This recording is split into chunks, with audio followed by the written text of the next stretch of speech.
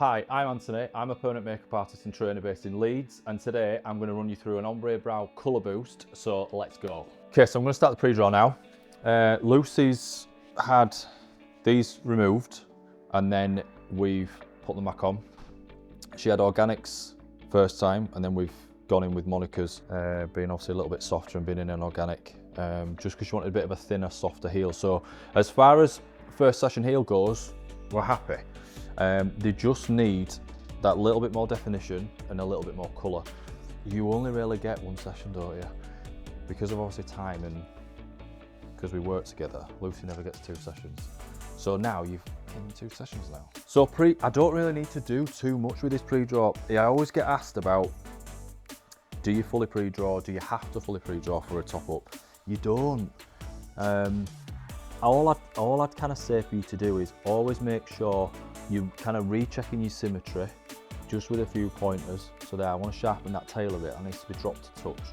For a 6-week top up or a yearly colour boost, just do what you need to do.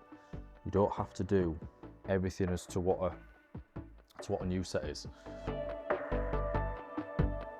Because I think with these, I need more definition on the bottom line. The tails need pointing, and then I'm going to ombre them out of the front and the top so that they're not too harsh and defined on the top line. So they'll be like boldly soft. I want to kind of see it like that. As far as alignments go, they're already there. I mean, if you want to reinforce them and check them, then you can do, but it's not always needed, it's not always necessary. And you'll kind of see from me just putting this bottom line in, it's instantly sharpened it up.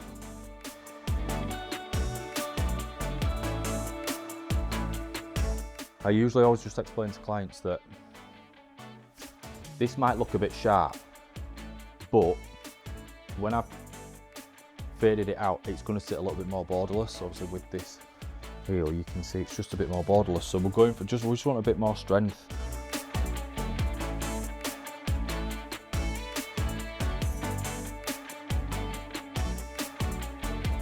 Even as experienced as you might be and as confident as you might be, I never move away from one part of the process to the next stage until I'm happy with that stage. So I need to make sure that this pre-draw is perfectly symmetrical, even with the edits that I've done, because then I'm going to confidently go into tattooing it. Because if you're kind of winging it and you're not happy, you're not going to tattoo it properly.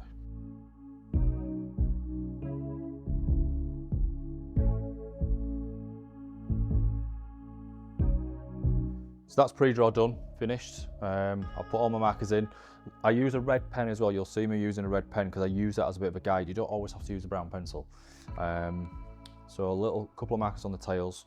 So now Lucy's gonna lay down, I'll get set up, and we'll get them on. I was a personal trainer before, didn't know anything about brows, didn't do anything to do with beauty or makeup. And when I met Lucy, she was thinking about doing this course, and it honestly just started off as a joke. Lucy was like, why don't you do it? I was like, no, I'm not doing that. And I just literally fell into it, and I've kind of never looked back from there really. So I suppose, have I got Lucy to thank for it? Maybe, but don't tell her. And yeah, very random. Okay, so we're gonna get into the tutorial now. I wanna be matching the pre-draw and tracing the pre-draw perfectly. Symmetry is a big thing for me, so the only way I'm starting to tattoo is if I'm happy with the symmetry in the pre-draw. So I've got a Stella single 0.35 single, nice and gently. Bit of an all-rounder for me, these cartridges. If you work them, I think they can be a little bit deceiving. You can work them hard and they give you a decent implant and they don't cause too much trauma. But if you work them slightly soft, you can get a slightly softer heel. So I would say you can work them harder than you think, but then just base that on the trauma that the skin's giving you. If you're bleeding, reduce your pressure a bit. I always start the tail, work my way over towards the front, and I'm just searching the first 10 minutes, find that sweet spot. Now, sweet spot, everyone's like, well, what's a sweet spot? It's easy to say it, but what is it? It's that puncture point. So skin needs to be tight. The needle needs to be going through the skin. Because if you're just rubbing the needle across the top of the skin, you're just grazing it. You're not implanting anything. You need that puncture. So that is You need a little bit of noise, that click, you need to hear that click. And then you're obviously then feeling it as well. I'm not coming right to the front because I'm going to ombre that front out. So I use my bottom line as my kind of maximum.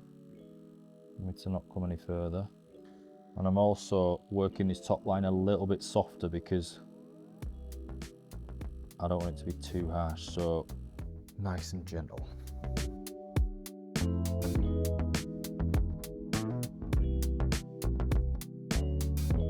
So the best thing about being a permanent makeup artist for me is the transformation side of it. You're taking something from nothing and making it something, and then from the clients, their reaction, you know, if there's a few tears, even better for me. I'd definitely say that. And then from the training side, it's taking somebody from learning from scratch and then just seeing them rocket and fly.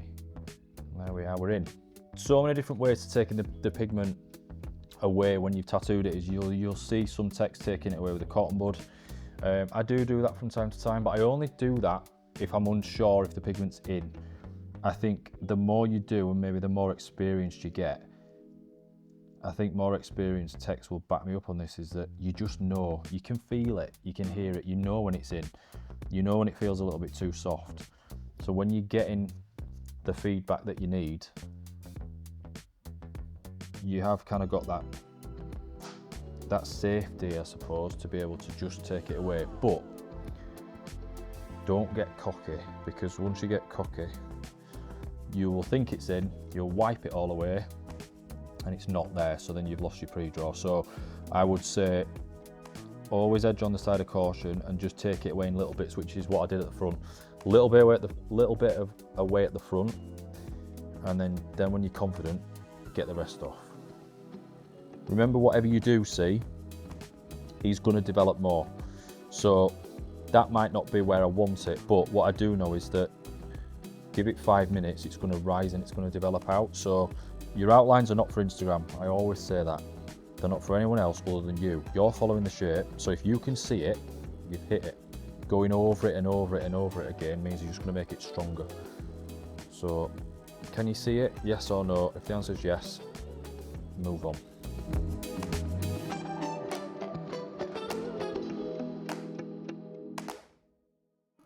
What you'll see throughout this video is I duplicate everything. So where I've gone tail to front on the bottom brow and then kind of tail to midway or midway to tail on this side, I do it on both sides. I always follow the same process, because then, so the mentality behind it I have is, if you're doing the same thing constantly, that's where you're going to get your consistency.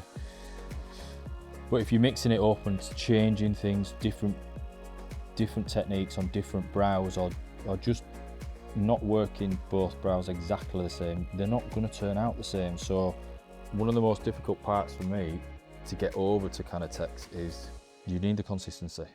Find something that works and don't change it. Conferences for me, I've judged at Woolop, which was a massive event in London, really enjoyed that. I've also judged 1 year for PMU Fest, and then I demoed last year at PMU Fest, which was fun. And then in April, I'm demoing Ombre Brows at the PMU conference, so I'm buzzing for that. I could potentially use this one all the way through, to be fair, but because we want that little bit more density, I'm going to use my 1. I'm just going to fine tune this outline, then I'll change to my 3. Little bit of spotting, totally normal, and if anything, it's probably a good thing, because you know that you're in the skin and you're breaking the skin. Just have a bit of a common sense approach to it. If it's excessive, probably a bit too hard.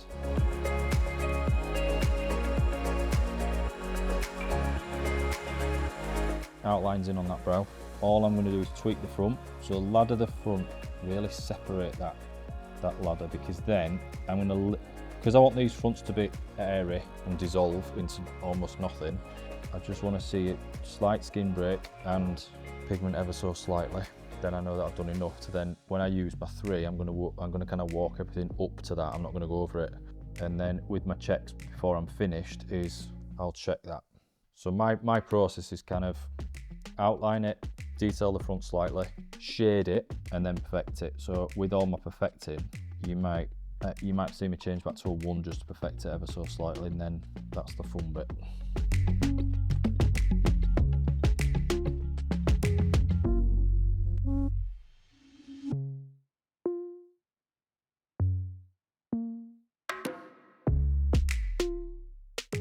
So, bit more hair on this side, not as much on this side. So, I'm not going to run through that front with the one, because I'm potentially going to make that front darker than the other side. But this right hand side has got, the hair's a little bit sparse. So, I'm just going to leave that to the end, because if I put it in, obviously I can't take it out. So, I don't think that front, this front's going to need help. This one does.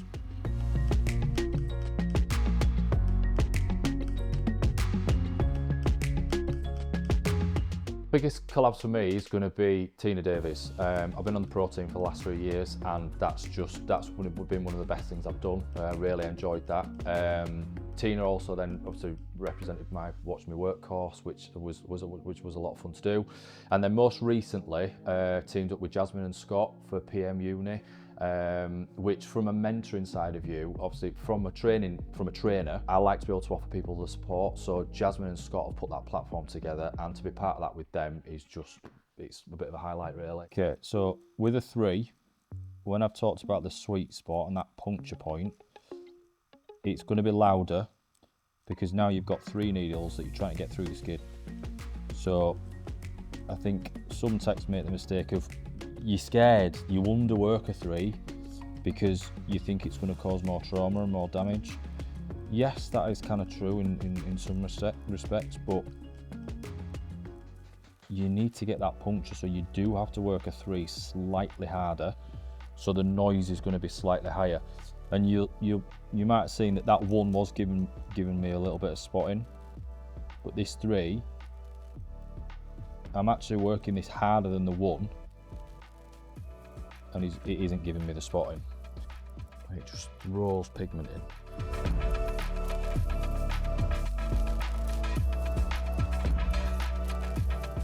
You'll see me go from tail to front, and then front to tail. And depending on the saturation that I'm after, that's where I'll ladder my whips more or less. If you're wanting a saturated brow, keep your ladders and your whips really close together. But if you're wanting a soft brow, you can make a soft brow with a 3 or a 5 or even a mag. You just separate your whips out, or tweak your technique so that you're not putting as much pigment in the skin. So the logic in, say, like the common sense side of it is, more whips is more pigment.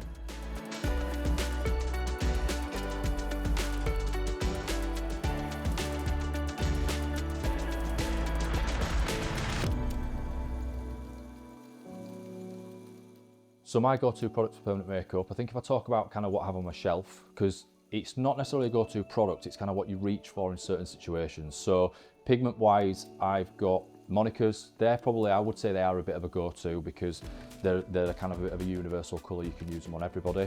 The Tina Davies Fade range, I do reach for those on a softer client. And then obviously you've got your organics for clients who want a bit of a bolder heel. And then cartridge wise, I've got on my shelf, I've got Stella, Quadrant, and then the Tina Davies cartridges, which is based on really the strength of the cartridge. So a bit of a softer hit for the Tinas, or a bit of a stronger hit with Quadrant, and then Stella kind of sit around in the middle. They're a bit of an all-rounder for me. So those are what I kind of reach for mainly for brows. So that's the tail to front on this side. So nice when you do a decent pass and you wipe it and the saturated, there's nothing better. You're not going to get that if you don't work consistently. So I've just done exactly the same on this side as what I did on this side, so that's why I've got a decent saturation, and I was working to listen for the click. I was feeling it through my stretch. I wasn't getting any bleeding. You get that little bit of spotting afterwards, you're going to get that, you're breaking the skin. You're not going to get that, it's kind of during. If you're seeing the trauma rise quickly, you'll have to adjust your technique slightly, but doing all right today. You can also change the hit of a needle as well. So if I turn the needle this way, as I'm whipping towards myself, the needle's actually going to flex out, so it's going to be softer. But what you might have seen, I adjusted to like this, so that the needle is resting against the longer side of the plastic, so it's rigid. So I'm getting a crisper hit then. The needle's not flexing as much. And you'll be surprised how much of a difference that makes with any cartridge. because when it's resting against a more rigid surface, the needle's not going anywhere. It's going to stay where it is. But if it's bending all over and flexing all over, you're not going to get the same puncture out of it. So you can sometimes search for that resistance and the pull by just adjusting the face of your cartridge ever so slightly.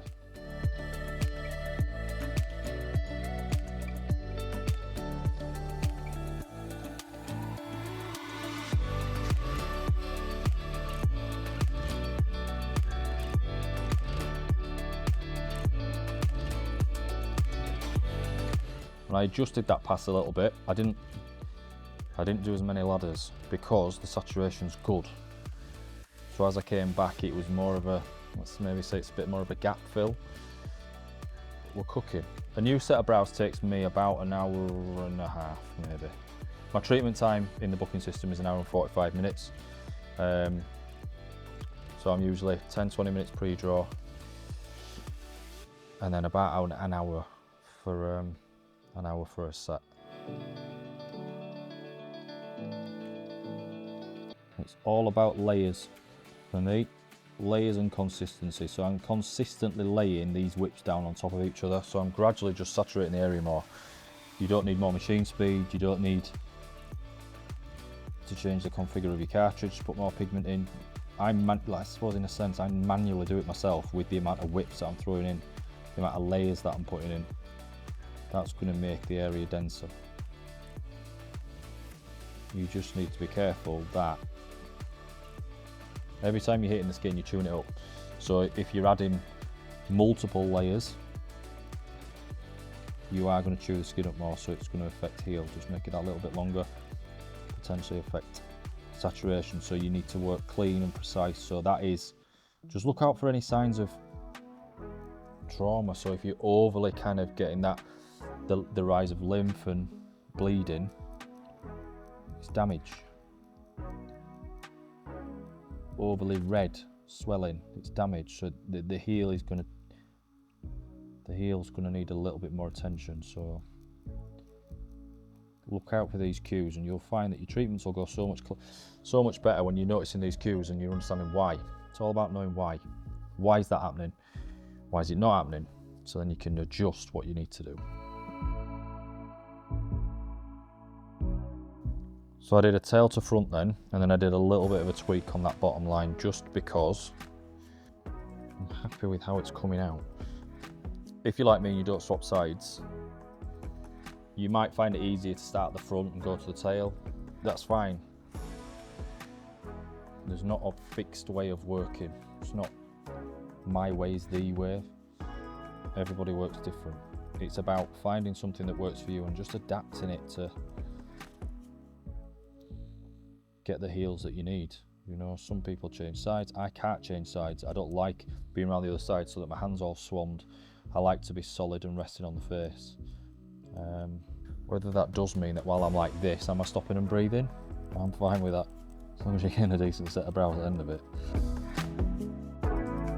You're not going to learn from the easy sets that you do. When everything goes perfectly and you've got the perfect skin, you kind of find that sweet spot straight away. You need to struggle, because once you start to struggle, you can troubleshoot it and fine tune it so that you end up you become a better artist, because when you see that again, you know how to deal with it. So don't let the struggles get you down, just keep plugging away.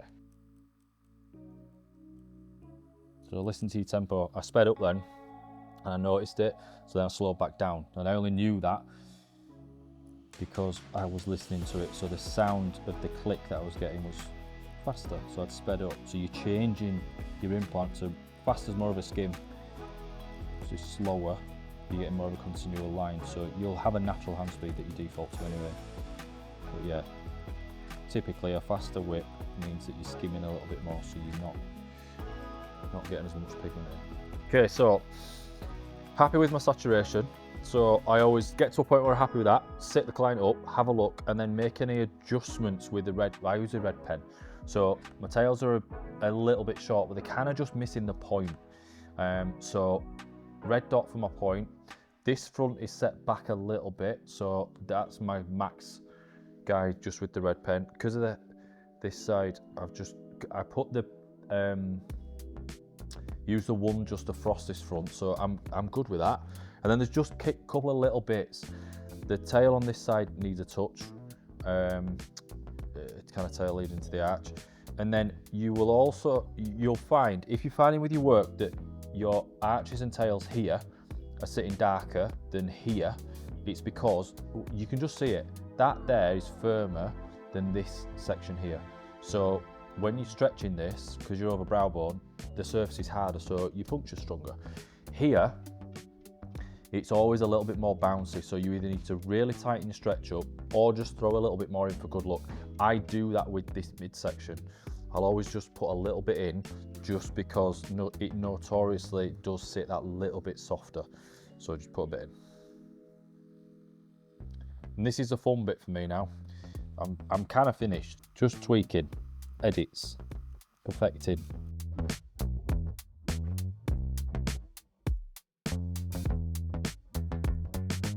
With loose having laser as well, there is sometimes on some clients you'll see like a little bit of a shadow in areas where you might tweak the shape a little bit. You are sometimes going to see that when you kind of lay it down so close, but when the client's sat up, you don't see it, so don't stress.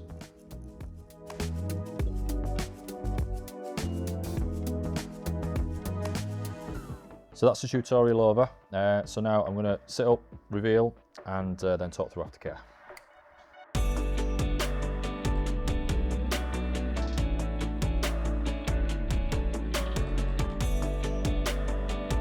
So aftercare pack. Everyone gets an aftercare pack when they leave. Aftercare for me is very simple. I just need clients to live off the word avoid. So avoid the gym, avoid makeup, avoid picking them, avoid any creams or concealers or anything like that. Just let your body do its thing. If a client has wet and the trauma's high, then I'll get them to look after it a little bit differently, but which would just be blotting the area and washing them for the first 24 hours, but not needed. They're not red, they're not swollen, they've not wet really. The little bit of spotting's not going to be aggressive, so the heel's not going to be aggressive, so just leave them. Cream maybe once a day, twice a day, and other than that, enjoy them. So that's it, we're done. So I hope you enjoyed that. And yeah, if you're interested in learning more about the courses that I offer, best place to check out is Instagram, because there's plenty of content on there. Just reach out. Any questions that you've got, happy to help, and I'll see you on the next one.